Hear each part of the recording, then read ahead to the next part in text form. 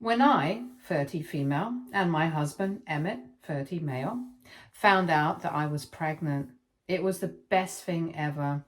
My parents, Sage, 54 female, and Derek, 57 male, were beyond excited. They had always been supportive and loving, and I knew they would be amazing grandparents. My mother-in-law, Eleanor, 57 female, had a very different reaction. She was excited, sure, but she also had this way of making everything about herself. Eleanor and my parents, Sage and Derek, never got along. From the very beginning, there was tension between them, mostly due to Eleanor's superiority complex. She always looked down on them, acting as if she was above them in every way, whether it was parenting, lifestyle choices, or even minor things like holiday traditions. She constantly made passive-aggressive comments about how she raised Emmett right and implied that my parents were too relaxed in their approach to life. Mom, being straightforward, never tolerated Eleanor's condescending attitude and often called her out. Dad, on the other hand, mostly ignored her, refusing to engage in pointless power struggles. This only fueled Eleanor's resentment, making her more determined to assert dominance. She believed she was the most important influence in Emmett's life and saw my parents as obstacles rather than family. Their mutual dislike made it clear.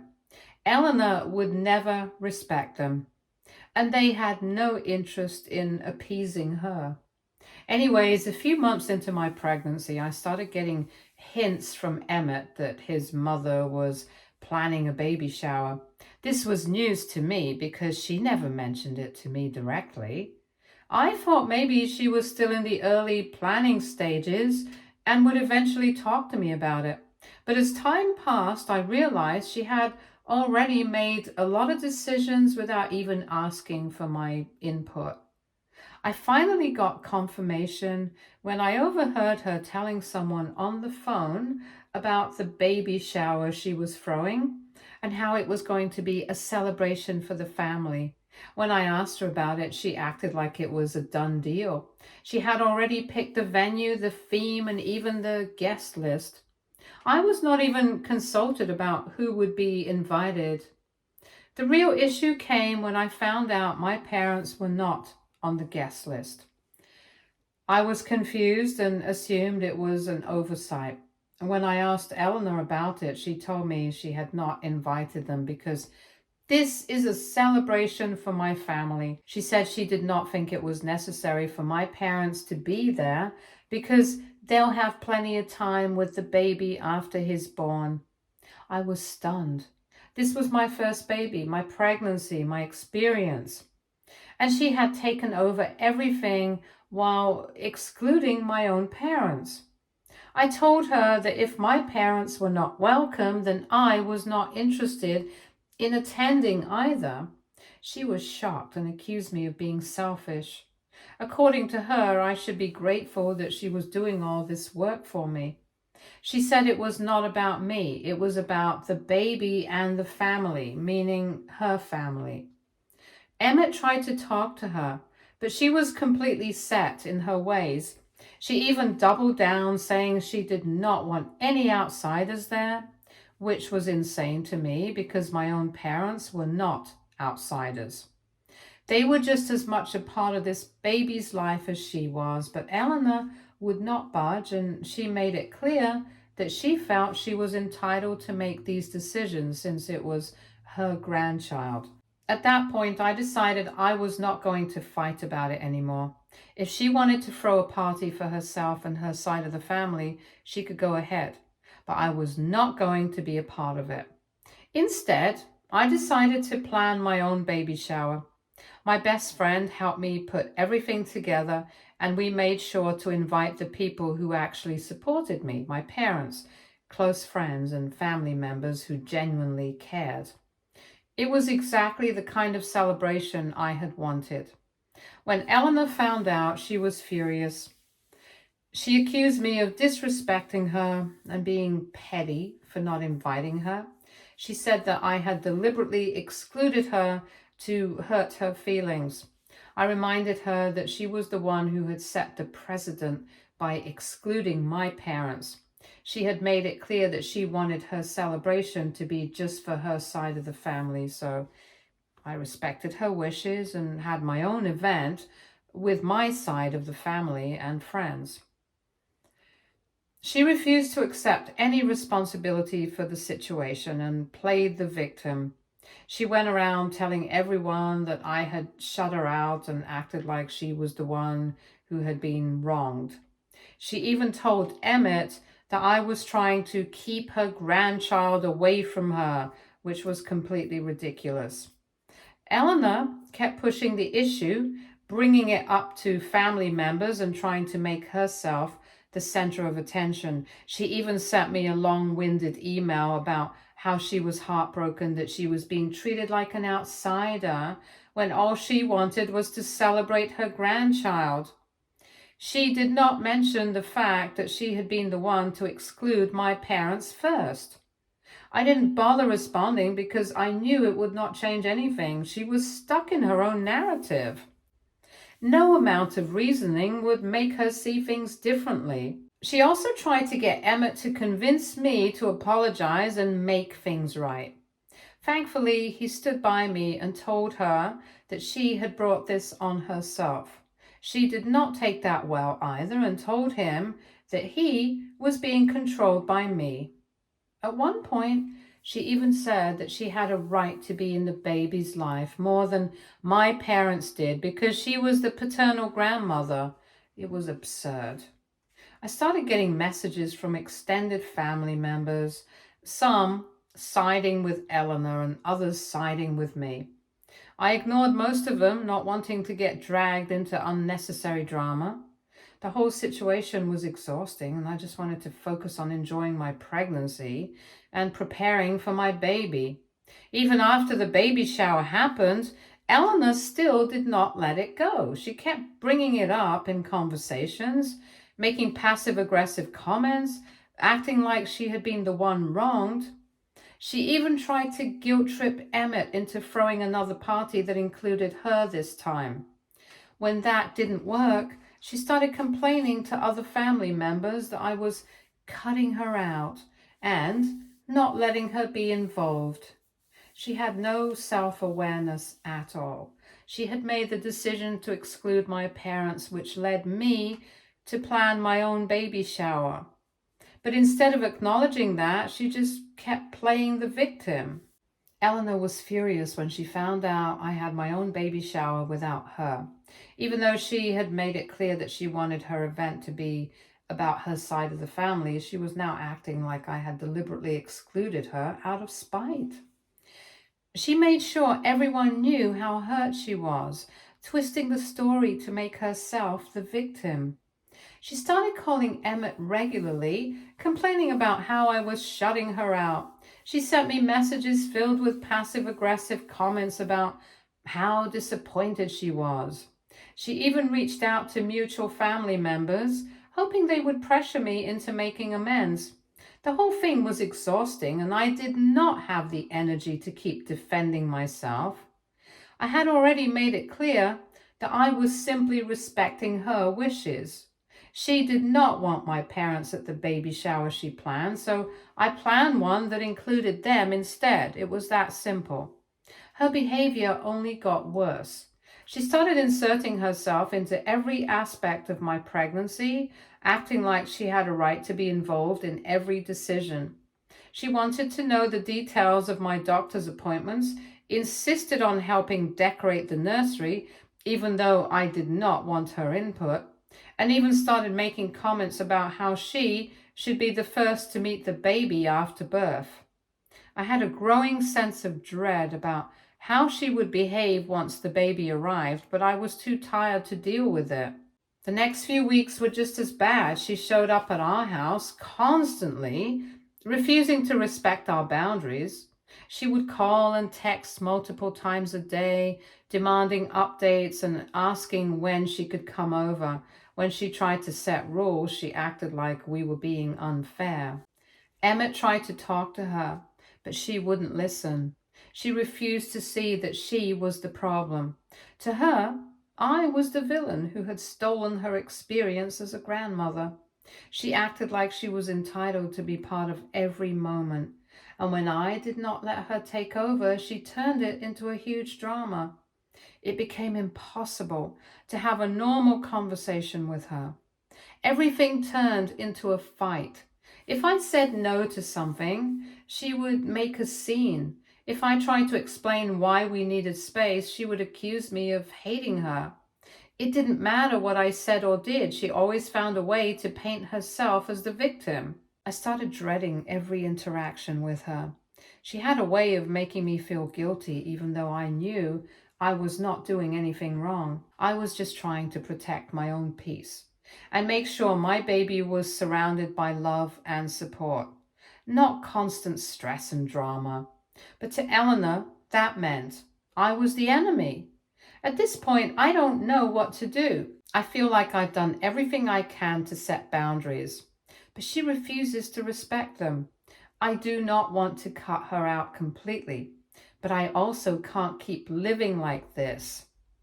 I just wanted to have a peaceful pregnancy and enjoy my baby, but instead, I have had to deal with constant drama and manipulation.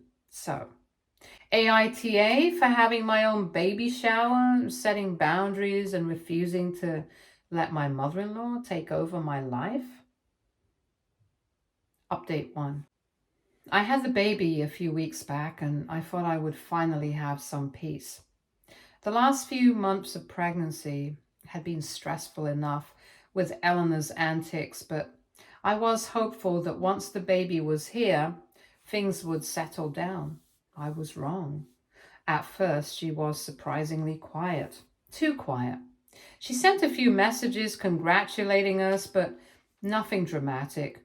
No sudden visits, no passive-aggressive remarks. I should have known she was just biding her time. Then, out of nowhere, she made a huge announcement. She was throwing a welcome party for the baby. A whole event, complete with invitations, decorations, and a guest list full of people I barely even knew.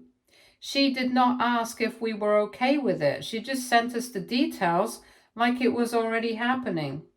I was furious. I had just given birth, and the last thing I wanted was a massive party filled with people handling my newborn like some sort of showpiece. I told Emmett we were not going, and he agreed. He called Eleanor to shut it down, but she acted like we were the unreasonable ones. She said she had already put so much effort into this, and that we were being selfish for not letting her celebrate her grandchild. She even tried to guilt-trip me by saying that this was her moment too, and that I was being unfair by keeping the baby all to myself, as if I had gone through 9 months of pregnancy and hours of labor just so she could throw a party. When she realized we were not budging, she doubled down. She called family members, making it seem like we were keeping her away from the baby on purpose. People started reaching out, telling us to let Eleanor be a grandmother and stop making everything about control. It was exhausting. The final straw was when she tried to take things into her own hands. Since we would not bring the baby to her event, she decided to bring the event to us. One afternoon, a group of her friends and extended family just showed up outside our house, expecting to see the baby. She had told them we were hosting a little get-together. Of course, we had not agreed to anything. I refused to open the door. I stood there, holding my newborn, while Emmett went outside and told everyone to leave. Eleanor acted like she was completely blindsided, saying she did not realize we would react this way, as if ambushing us with a crowd of people was perfectly normal behavior. That was it for me. I told Emmett that I was done trying to be reasonable with her. She had shown time and time again that she had no respect for our boundaries. She cared more about her image as a grandmother than actually being one. Now she's playing the victim again, telling everyone that I locked her out of her grandchild's life. I know she's trying to make me look like the bad guy, but at this point, I don't even care. I just want to focus on my baby and my own healing. The drama did not stop there. A few days after the failed ambush, she posted a long emotional message on Facebook about how some people were keeping her from seeing her grandchild. She talked about how heartbreaking it was to be excluded and how she had tried so hard to be involved. Of course, she left out the part where she had completely bulldozed over our wishes and tried to manipulate the entire situation. This post unleashed a wave of comments from her friends and family, many of whom started messaging us directly. Some were supportive, understanding that Eleanor had a history of overstepping. Others, however, took her side and accused us of being cruel and ungrateful. She did not stop there. She then reached out to my parents, Sage and Derek, trying to get them to talk some sense into me. She told them she was worried about my mental state, implying that I was making rash, emotional decisions. My parents thankfully saw through her act and told her to respect our boundaries. This, of course, only made her more dramatic. She then tried Emmett's extended family, spinning more versions of the story to make herself look like the victim. At one point, she even had the audacity to tell Emmett that he needed to be a man and take control of the situation, as if I was not an equal partner in my own marriage. Emmett shut that down immediately. He made it clear that he was on my side and that our decision was final. And she, of course, cried and said she never thought her own son would turn against her like this. I tried to ignore the whole mess, but she kept pushing. She started showing up unannounced, hoping to accidentally catch a glimpse of the baby. She never knocked, just hovered around the driveway or sat in her car across the street. It was unsettling. Emmett confronted her again, telling her that this was crossing a line, but she insisted she was just taking a walk or happened to be in the area. I had enough. I stopped responding to messages from her side of the family and blocked her on social media. Emmett made it clear to her that until she could respect our decisions, there would be no relationship with the baby. And this, of course, led to another meltdown, more dramatic posts and more guilt tripping. At this point, I don't even know what she will do next. Every time I think she's done, she finds another way to insert herself. But I refuse to let her stress me out any more than she already has. My focus is on my baby, my recovery, and my family, not on Eleanor's never-ending need for control and attention. Update 2. It didn't take long for Eleanor to escalate again. Just when I thought she could not push things any further, she proved me wrong in the worst possible way. A few days after Emmett and I made it clear that she was not welcome in our lives until she respected our boundaries, she pulled her most outrageous stunt yet. She tried to get legal involvement. It started with a message from one of Emmett's cousins. She reached out to ask if we were seriously considering keeping Eleanor from her grandchild forever, and that Eleanor was looking into her rights. I didn't even know what that meant at first, but then I started getting more messages from various relatives all saying the same thing. Eleanor was talking about pursuing grandparents' rights. At first, I laughed it off because it sounded ridiculous. She had no legal standing. We were not unfit parents. We were not preventing her from seeing the baby out of malice. We were just enforcing basic boundaries. But as I read more messages, I realized she was actually serious. She had been talking to a lawyer. Apparently, she had convinced herself that she was entitled to visitation, and since we were not letting her be a grandmother on her terms, she was willing to take legal steps to force her way in. She must have thought she had a case simply because she was not getting the control she wanted. I was furious. After everything she had done, the manipulation, the public tantrums, the ambush at our home, she still thought she had the right to push herself into our lives. And now she was willing to drag us through legal drama just to get her way? Emmett was livid. He immediately called his father, who had been mostly quiet during all of this, to ask if he knew what Eleanor was up to. His father admitted that yes, Eleanor had been talking about lawyers, but insisted she was just venting and would not actually go through with it. I did not believe that for a second. She had already proven she didn't care about reason. I started looking into the laws regarding grandparents' rights in our state. Thankfully, from what I found, Eleanor did not have a case. In order to force visitation, she would have to prove that she had a long-standing relationship with the baby and that being cut off would cause harm. The baby was a newborn. She barely had a relationship with him at all. Still, the idea of even entertaining this nonsense infuriated me. I had just given birth.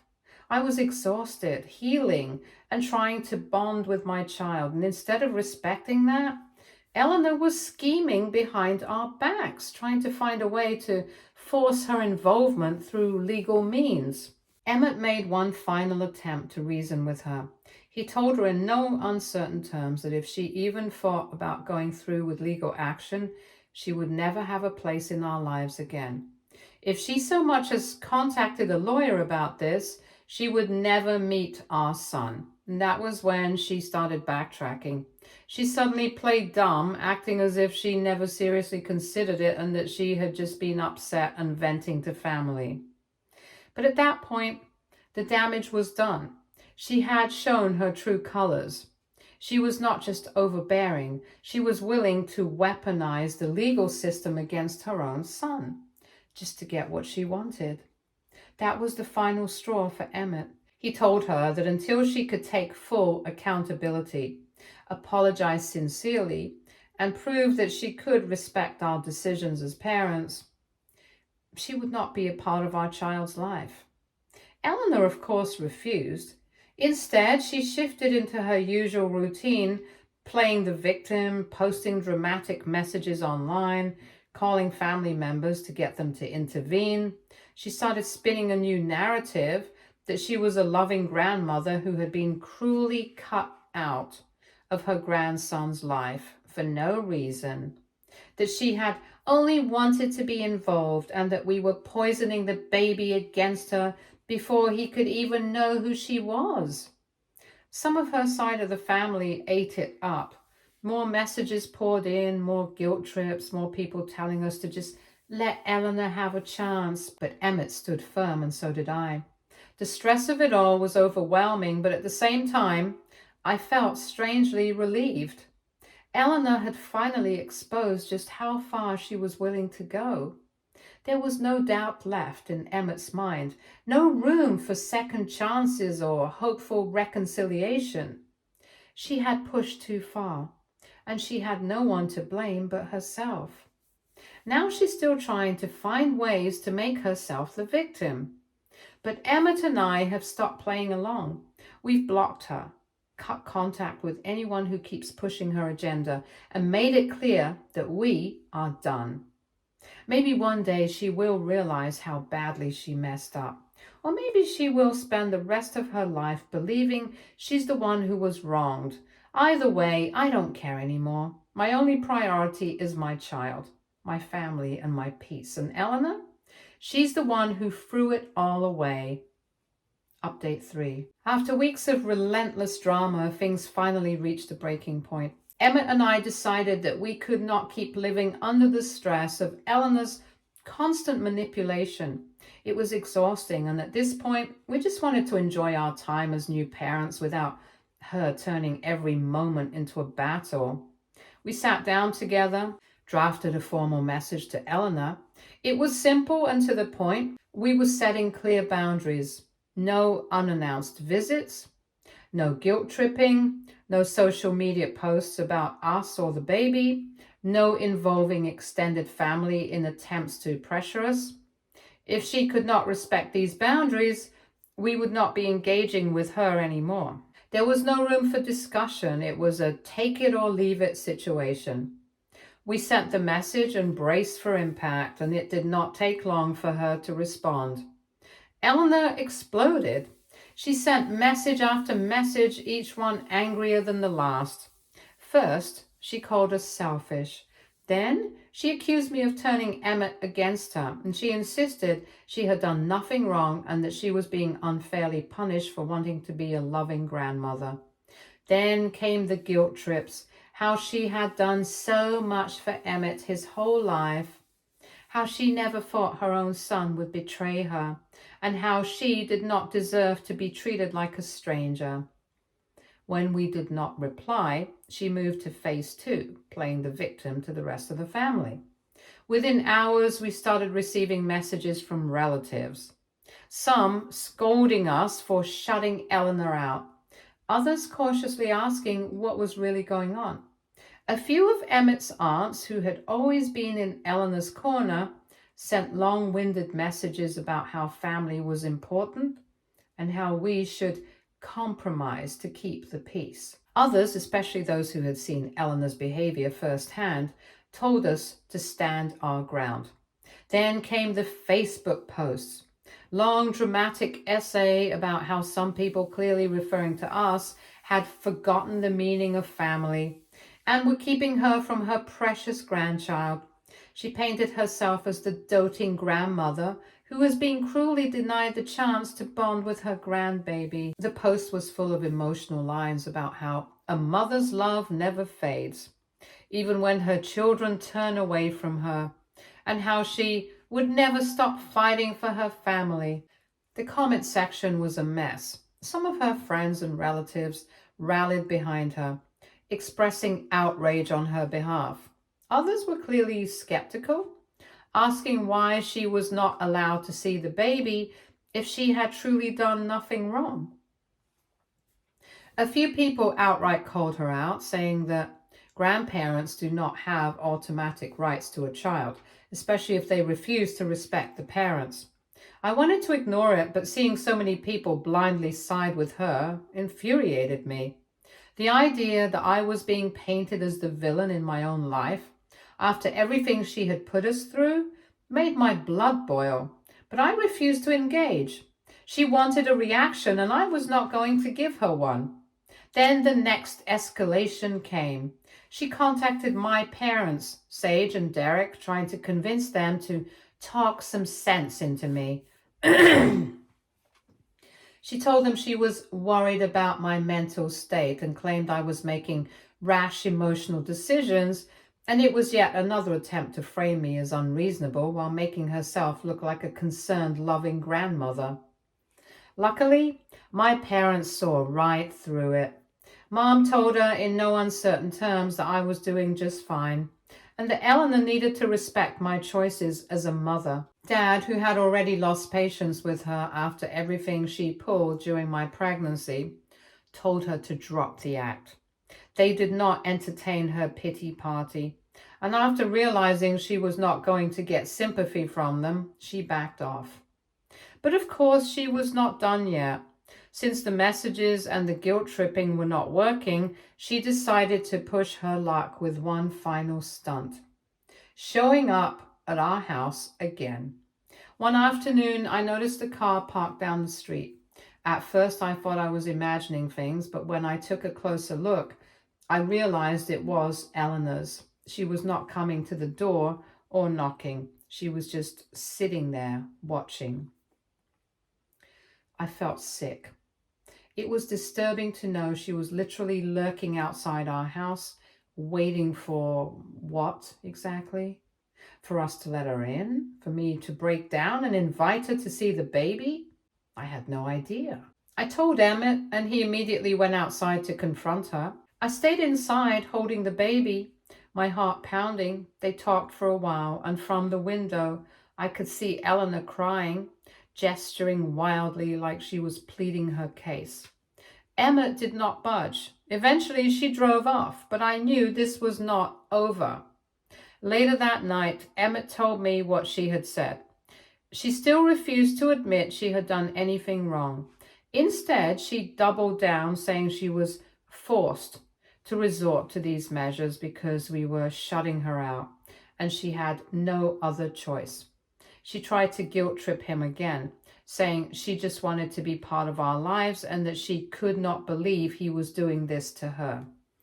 Emmett told her in clear terms that this behavior was unacceptable. He warned her that if she continued, she would be completely cut off, not just from me, but from him and the baby as well. This was not just about boundaries anymore, it was about respect, and she had shown none. For once, she had nothing to say. And then silence.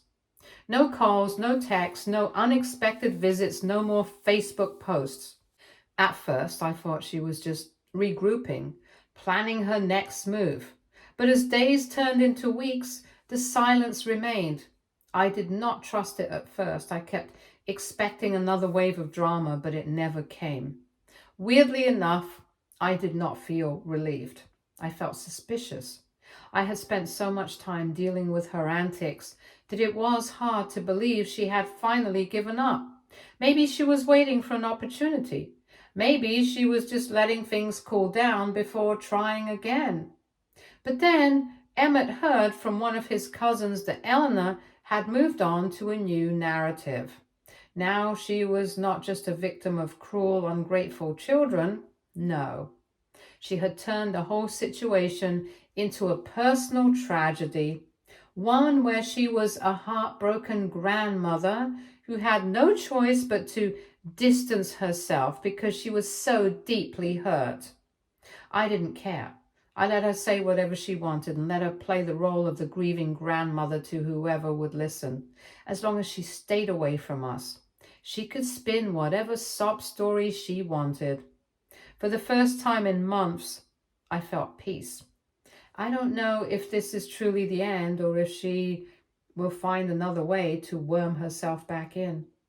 But right now, my focus is where it should have always been, on my baby, my family, my own happiness. And Eleanor?